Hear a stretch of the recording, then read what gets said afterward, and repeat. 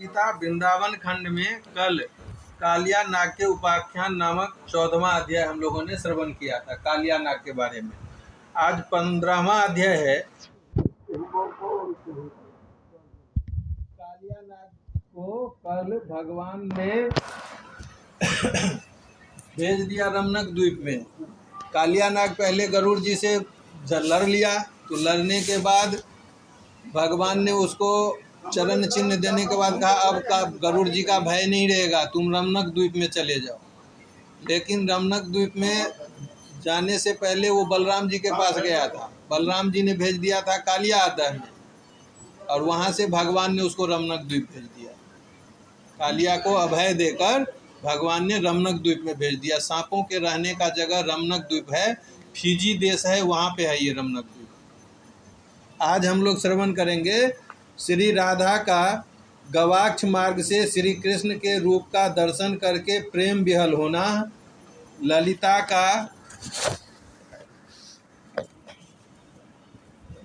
का श्री कृष्ण से राधा की दशा का वर्णन करना और उनकी आज्ञा के अनुसार लौटकर श्री राधा को श्री कृष्ण प्रीतार्थ सत्कर्म करने की प्रेरणा देना। श्री नारद जी कहते हैं, राजन, यह मैंने तुमसे कालिया मर्दन रूप पवित्र श्री कृष्ण चरित्र कहा, अब और क्या सुनना चाहते हो? बहुलाश्व बोले, देवर से, जैसे देवता अमृत पीकर तथा भ्रमर कमल कर्णिका का रस पीकर रस लेकर तृप्त नहीं होता, उसी प्रकार श्री कृष्ण की कथा सुनकर कोई भी भक्त तृप्त नहीं होता, वह उससे अधिकाधिक सुनना चाहता है। जब शिशु रूपधारी परमात्मा श्री कृष्ण रास करने के लिए भांडीर वन में गए और उनका यह लघु रूप देखकर श्री राधा मन ही मन खेद करने लगी। भगवान श्री कृष्ण रास करने के भाव से भांडीर वन में गए। भांडीर वन में भगवान श्री कृष्ण गए और श्री राधा जी ने उनका यह रूप देखकर मन ही मन खेद करने लगी। तब देववाणी ने कहा, कल्याणी, सोच न करो, मनोहर वृंदावन में महात्मा श्री कृष्ण के द्वारा तुम्हारा मनोरथ पूर्ण होगा। देववाणी द्वारा इस प्रकार कहा गया वह मनोरथ का महासागर किस तरह पूर्ण हुआ और उस मनोहर वृंदावन में भगवान श्री कृष्ण किस रूप में प्रकट हुए, उस वृंदा विपिन में साक्षात परिपूर्णतम भगवान ने श्री राधा के साथ मनोहर रास क्रीड़ा किस प्रकार की। नारद जी ने कहा, राजन, तुमने बहुत अच्छा प्रश्न किया।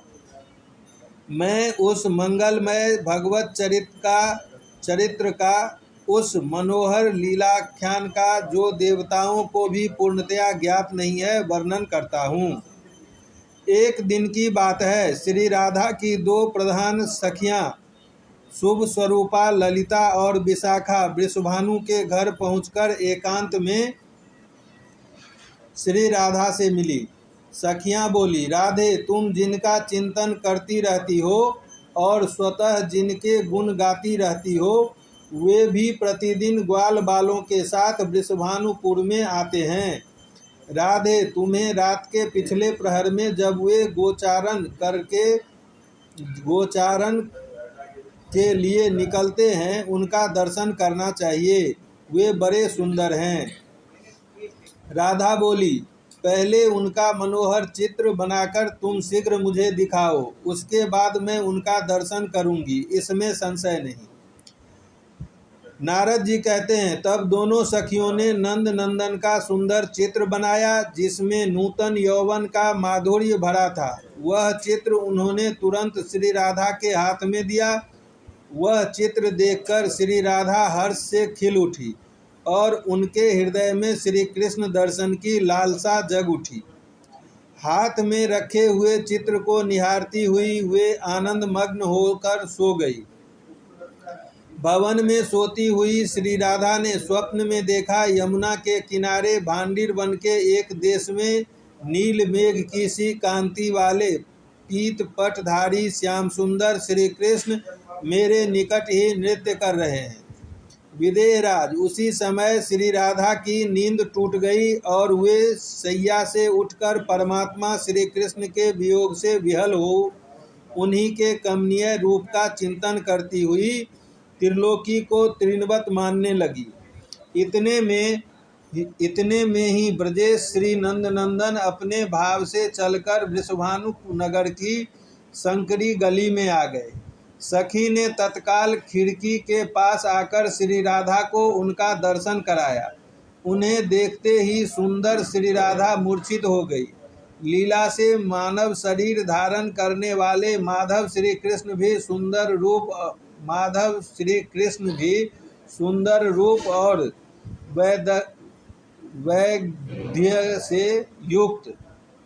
वैदग्ध्य से युक्त गुणनिधि श्री वृषभानु नंदिनी का दर्शन करके मन ही मन उनके साथ विहार की अत्यधिक कामना करते हुए अपने भवन को लौटे। वृषभानु नंदिनी श्री राधा को इस प्रकार श्री कृष्ण वियोग से विहल तथा अतिशय काम ज्वर से संतप्त चित्त देखकर सखियों में श्रेष्ठ ललिता ने उनसे इस प्रकार कहा। ललिता ने पूछा, राधे तुम क्यों इतनी विहल, मूर्छित, बेसुध और अत्यंत व्यथित हो?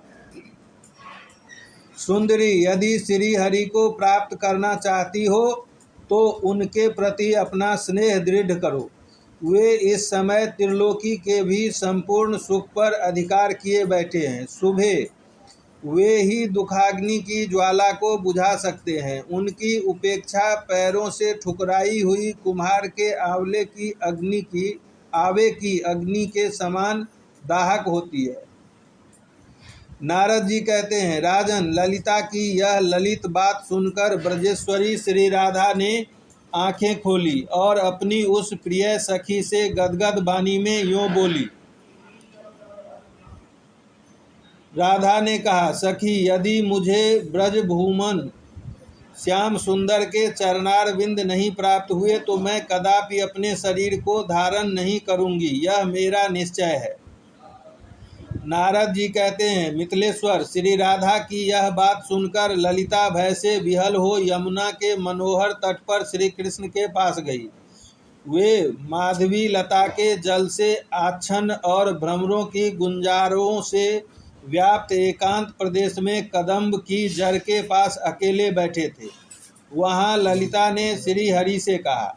ललिता बोली, श्याम सुंदर, जिस दिन से श्री राधा ने तुम्हारे अद्भुत मनोहर मोहन रूप को देखा है, उसी दिन से वह स्तंभन रूप सात्विक भाव के अधीन हो गई है। काठ की पुतली की भांति किसी से कुछ बोलती नहीं। अलंकार उसे अग्नि की ज्वाला की भांति दाहक प्रतीत होते हैं। सुंदर वस्त्र भार की तपी हुई बालू के समान जान पड़ते हैं। उसके लिए हर प्रकार की सुगंध कड़वी तथा परिचारिकाओं से भरा हुआ भवन भी निर्जन वन हो गया है।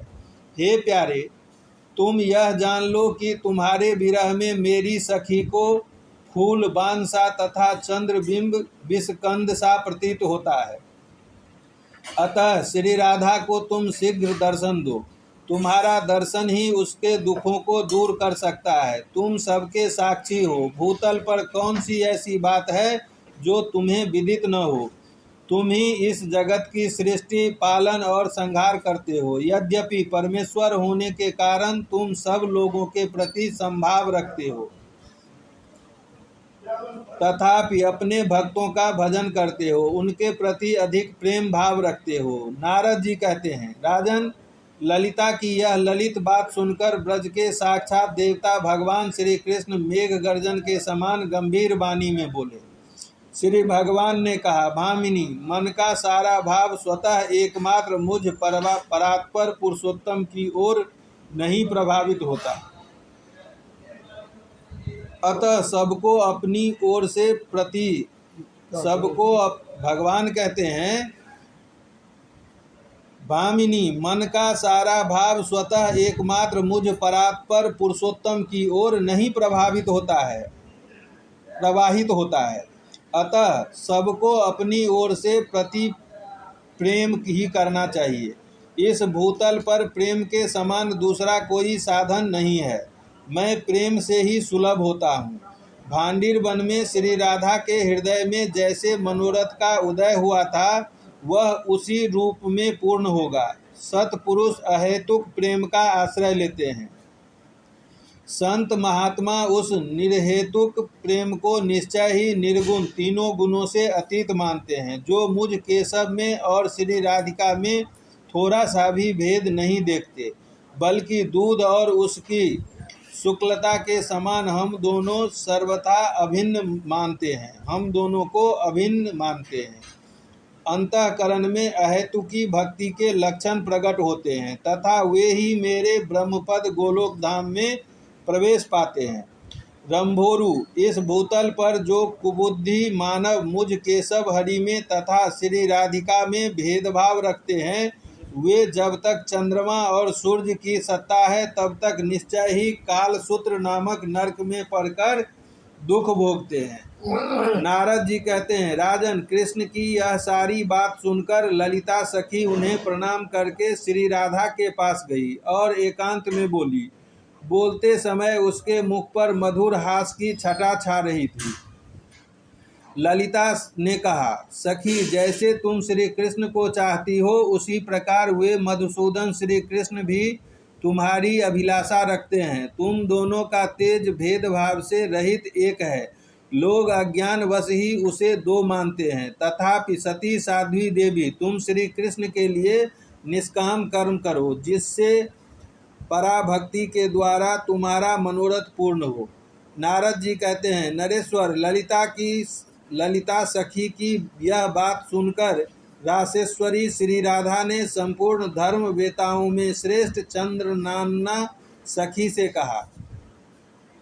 श्री राधा बोली, सखी, तुम श्री कृष्ण की प्रसन्नता के लिए किसी देवता की ऐसी पूजा बताओ जो परम सौभाग्यवर्धक, महान पुण्यदायक तथा मनोवांछित वस्तु देने वाली हो। भद्रे महामते, तुमने गर्गाचार्य जी के मुख से शास्त्र चर्चा सुनी है, इसलिए तुम मुझे कोई व्रत या पूजन बताओ। इस प्रकार श्री गर्ग संहिता में वृंदावन खंड के अंतर्गत श्री राधा कृष्ण के प्रेम उद्योग का वर्णन नामक 15वां अध्याय पूर्ण हुआ। 16वां अध्याय, तुलसी का महात्म। श्री राधा द्वारा तुलसी सेवन व्रत का अनुष्ठान तथा दिव्य तुलसी देवी का प्रत्यक्ष प्रकट हो श्री राधा को वरदान देना। श्री नारद जी कहते हैं, राजन, श्री राधा की बात सुन समस्त सखियों में श्रेष्ठ चंद्रानना ने अपने हृदय में एक क्षण तक कुछ विचार किया, फिर इस प्रकार उत्तर दिया। चंद्रानना बोली, राधे, परम सौभाग्यदायक, महान पुण्यजनक तथा श्री कृष्ण की भी प्राप्ति के लिए वरदायक व्रत है तुलसी की सेवा। मेरी राय में तुलसी सेवन का ही नियम तुम्हें लेना चाहिए, क्योंकि तुलसी का यदि स्पर्श अथवा ध्यान, नाम कीर्तन, स्तवन, आरोपण, सेचन और तुलसी दल से ही नित्य पूजन किया जाए तो वह महान पुण्यप्रद होता है। सुबह जो प्रतिदिन तुलसी की 9 प्रकार से भक्ति करते हैं, वे कोटि सहस्त्र युगों तक अपने उस सुकृत्य का उत्तम फल भोगते हैं। मनुष्यों की लगाई हुई तुलसी जब तक शाखा प्रशाखा, बीज, पुष्प और सुंदर दलों के साथ पृथ्वी पर बढ़ती रहती है, तब तक उसके वंश में जो जो जन्म लेते हैं वे सब उन आरोपण करने वाले मनुष्य के साथ 2000 कल्पों तक श्री हरि के धाम में निवास करते हैं। राधिके, संपूर्ण पत्रों और पुष्पों को भगवान के चरणों में चढ़ाने से जो फल मिलता है वह सदा एकमात्र तुलसी दल के अर्पण से प्राप्त हो जाता है। जो मनुष्य तुलसी दलों से श्री हरि की पूजा करता है वह जल में पादपत्र की भांति पाप से भी कभी लिप्त नहीं होता। 100 भार स्वर्ण तथा 400 भार रजत के दान का जो फल है वही तुलसी वन के पालने से मनुष्य को प्राप्त हो जाता है। राधे, जिसके घर में तुलसी का वन या बगीचा होता है उसका वह घर तीर्थ रूप है। वहाँ यमराज के दूत कभी नहीं जाते। जो श्रेष्ठ मानव सर्व पापहारी, पुण्यजनक तथा मनोवांछित वस्तु देने वाले तुलसी वन का रोपण करते हैं वे कभी सूर्यपुत्र यम को नहीं देखते। रोपण, पालन, सेचन, दर्शन और स्पर्श करने से तुलसी मनुष्यों के मन, वाणी और शरीर द्वारा संचित समस्त पापों को दग्ध कर देती है। पुष्कर आदि तीर्थ, गंगा आदि नदियां तथा वासुदेव आदि देवता तुलसी दल में सदा निवास करते हैं। जो तुलसी की मंजरी सिर पर रखकर प्राण त्याग करता है, वह सैकड़ों पापों से युक्त क्यों न हो, यमराज उसकी ओर देख भी नहीं सकते। जो मनुष्य तुलसी काष्ठ घिसा हुआ चंदन लगाता है, उसके शरीर को यहाँ क्रियमान पाप भी नहीं छू पाते। सुबह जहाँ जहाँ तुलसी वन की छाया हो, वहाँ वहाँ पितरों का श्राद्ध करना चाहिए। वहाँ दिया हुआ श्राद्ध संबंधी दान अक्षय होता है। सखी, आदिदेव, चतुर्भुज ब्रह्मा जी भी सारंग धनवा श्री हरि के महात्म की भांति तुलसी के महात्म को भी कहने में समर्थ नहीं है। अतः गोप नंदिनी, तुम भी प्रतिदिन तुलसी का सेवन करो, जिससे श्री कृष्ण सदा ही तुम्हारे बस में रहे। श्री नारद जी कहते हैं, नरेश्वर, इस प्रकार चंद्रानना की कही हुई बात सुनकर रासेश्वरी श्री राधा ने साक्षात श्री हरि को संतुष्ट करने वाले तुलसी सेवन का व्रत आरंभ किया। केतकी वन में 100 हाथ गोलाकार भूमि पर बहुत ऊंचा सा अत्यंत मनोहर तुलसी का मंदिर बनाया गया, जिसकी दीवार सोने से जड़ी थी और किनारे किनारे पद्मराग मणि लगी थी। वह सुंदर मंदिर पन्ने, हीरे और मोतियों के परकोटे से अत्यंत सुशोभित था तथा उसके चारों ओर परिक्रमा के लिए गली बनाई गई थी, जिसकी भूमि चिंतामणि से मंडित थी। बहुत ऊंचा तोरण, मुख्य द्वार या गोपुर उस मंदिर की शोभा बढ़ाता था। वहाँ स्वर्णमय ध्वज दंड से युक्त पताका फहरा रही थी। चारों ओर ताने हुए सुनहले वितानों चंदोवे के कारण वह तुलसी मंदिर बैजंती पताका से युक्त इंद्र भवन सा दीप्यमान था। ऐसे तुलसी मंदिर के मध्य भाग में हरे पल्लवों से सुशोभित तुलसी की स्थापना करके श्री राधा ने अभिजीत मुहूर्त में उनकी सेवा प्रारंभ की। श्री गर्ग जी को बुलाकर उनकी बताई हुई विधि से सती श्री राधा ने बड़े भक्तिभाव से श्री कृष्ण को संतुष्ट करने के लिए आश्विन शुक्ल पूर्णिमा से लेकर चैत्र पूर्णिमा तक तुलसी सेवन का व्रत अनुष्ठान किया। व्रत आरंभ करके उन्होंने प्रतिमास पृथक पृथक रस से तुलसी को सींचा। कार्तिक में दूध से, मार्गशीर्ष में ईख के रस से, पौष में द्राक्षा रस से, माघ में 12 मासी आम के रस से, फागुन में अनेक वस्तुओं की मिश्रित मिश्री के रस से और चैत मास में पंचामृत से उसका सेचन किया।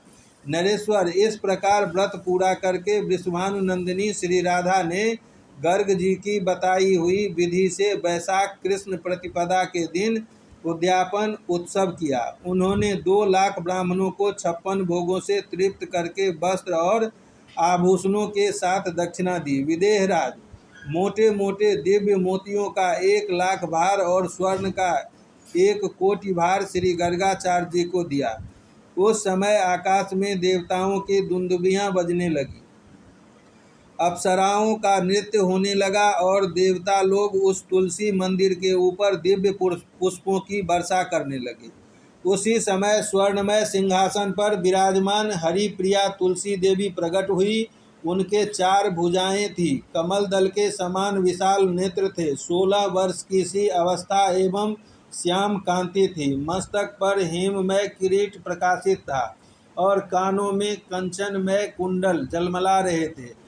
पीतांबर से आच्छादित केशों की बंधी हुई नागिन जैसी वेणी में वैजंती माला धारण किए गरुड़ से उतरकर तुलसी देवी ने रंगवल्ली जैसे श्री राधा को अपनी भुजाओं से अंक में भर लिया और उनके मुखचंद्र का चुंबन किया।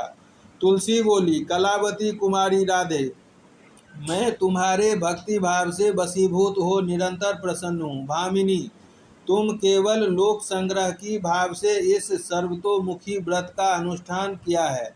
वास्तव में तो तुम पूर्ण काम हो। यहाँ इंद्रिय, मन, बुद्धि, चित्त द्वारा जो जो मनोरथ तुमने किया है वह सब तुम्हारे सम्मुख सफल हो, पति सदा तुम्हारे अनुकूल हो और इसी प्रकार कीर्तनीय परम सौभाग्य बना रहे।